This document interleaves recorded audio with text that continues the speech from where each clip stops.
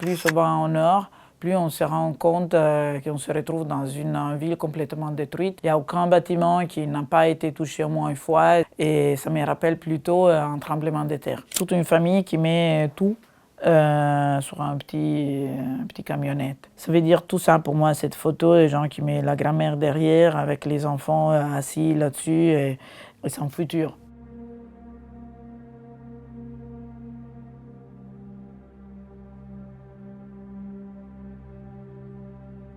C'est effrayant la quantité de destruction et surtout des matériels détruits qui restent là. C'est un peu figé et les gens sont tout autour de ces destructions-là.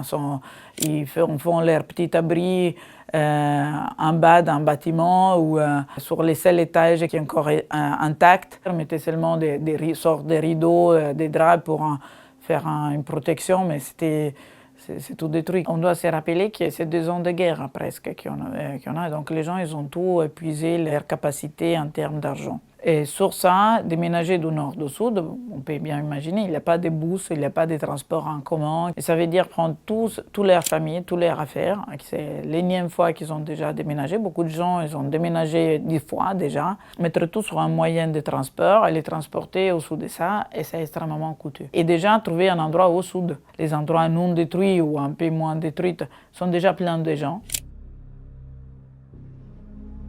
Il y a des gens qui travaillent depuis 10 ans avec nous, donc c'est des gens avec une longue historique. Et même avec, donc on sait bien que la guerre à Gaza, c'est pas que les derniers 2 ans, mais normalement, ils ne voulaient pas partir. Et là, la plupart, malheureusement, c'est clair, il n'y a pas un futur à Gaza. Les enfants, c'est 2 ans qu'ils ne vont pas à l'école, et donc c'est normal, mais c'est aussi touchant que tout le monde dit sans souci, oui, si je paie, demain je vais sortir.